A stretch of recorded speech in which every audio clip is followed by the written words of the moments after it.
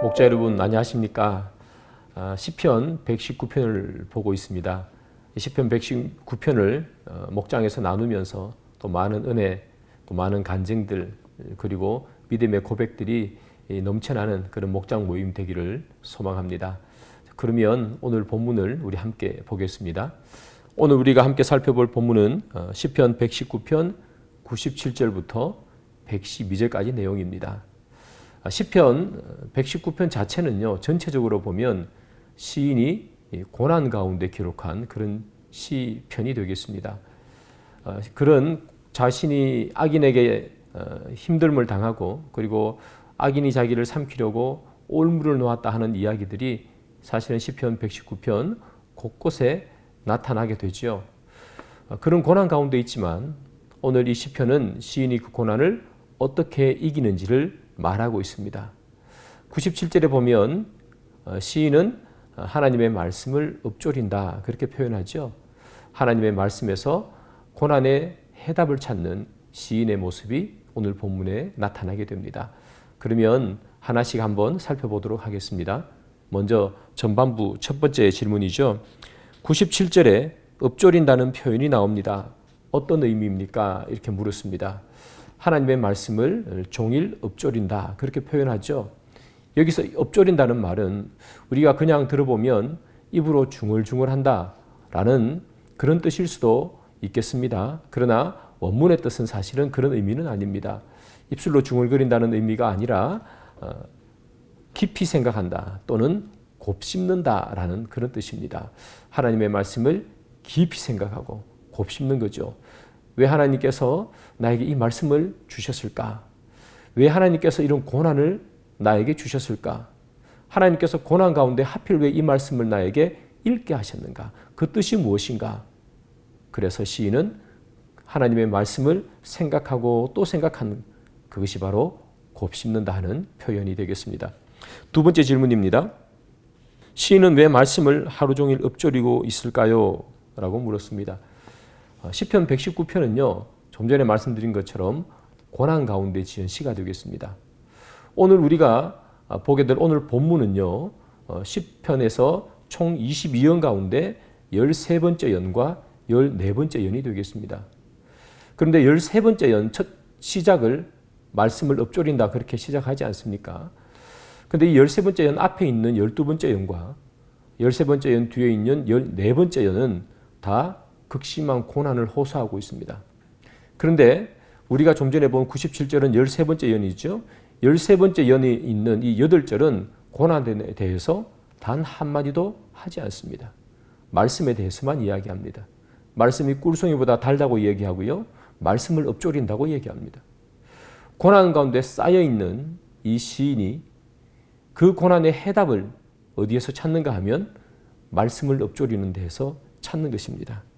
그래서 시인이 왜 하루 종일 하나님의 말씀을 읊조리느냐? 그 해답은 바로 말씀에서 답을 찾기 위해서입니다. 말씀 아니고는 답을 찾을 수 없기 때문입니다. 자기를 도와주는 많은 부하들이나 신하들의 계략과 계책으로 악인들을 이길 수 없음을 깨달은 이 시인은 말씀을 읊조리면서 말씀에서 답을 찾고 있는 것이죠. 세 번째 질문입니다. 예수님께서 왜 말씀이 육신이 되어 이 땅에 오셨습니까? 라고 물었습니다. 요한복음을 보면 태초에 말씀이 있었다고 말하죠. 그 말씀은 하나님이라고 말하고 또 그 말씀은 하나님과 함께 있었다라고도 말합니다. 그리고 말씀이 육신이 되어 이 땅에 오셨다고 또 말하고 있습니다. 말씀이 육신이 되어 이 땅에 오신 분은 예수님입니다. 그래서 예수님은 말씀입니다. 여러분, 예수님께서 왜 말씀이신데 육신이 되어 이 땅에 오셨을까요? 우리 인생의 문제의 해답이 말씀에 있기 때문입니다. 그래서 말씀이신 예수님께서 육신을 입고 이 땅에 오신 것이죠. 여러분의 인생의 해답을 찾기를 원하십니까? 말씀이 답입니다. 그리고 말씀이 육신이 되어 이 땅에 오신 예수님이 답인 줄 믿으시기 바랍니다. 나눔 첫 번째 질문입니다. 내 인생에 많은 아픔과 고난이 있습니다. 지금 내가 맞이하고 있는 가장 큰 고난은 무엇입니까? 아니면 내가 해결해야 될 가장 큰 문제는 지금 무엇입니까? 이 문제를 놓고 나는 말씀에서 해답을 찾고 있습니까? 라고 물었습니다. 여러분들의 인생의 문제를 놓고 어디에서 해답을 찾고 계십니까? 한번 나누어 보시기를 바랍니다. 후반부 질문입니다. 후반부 첫 번째 질문. 발을 금한다는 말은 어떤 뜻입니까? 라고 물었습니다. 오늘 우리가 읽을 본문 101절을 보면 발을 금한다라는 그런 표현이 있습니다. 발을 금한다는 표현은 이런 뜻입니다. 강압적으로 무엇인가를 제어하는 것, 이것이 바로 금한다라는 그런 뜻입니다. 흔히 우리가 죄인이 움직이지 못하게 포승줄을 묶거나 또는 수갑을 채우잖아요. 그 죄인이 원하지 않지만 강압적으로 채우는 것이죠. 발을 금한다라는 뜻은 바로 그런 뜻입니다. 발을 강압적으로, 강제적으로 자기 스스로 제어하고 제압한다라는 것입니다. 다른 것으로 가지 못하게 말이죠. 두 번째 질문입니다. 시인은 왜 강압적으로 자신의 발을 묶고 있습니까? 라고 물었습니다. 시인은 왜 스스로 자기의 발을 그렇게 강압적으로 묶고 있을까요? 로마서 3장 15절을 보면 이런 말씀이 있습니다. 우리의 발은 피를 흘리는데 빠르다라고 말합니다. 우리의 발을 묶어두지 않으면 우리들의 발은요, 하나님께서 원하시는 곳으로 가지 않습니다. 늘 세상으로 갑니다. 그래서 피를 흘리는데 빠르다, 그렇게 표현하고 있죠. 시인은 고난을 당했습니다.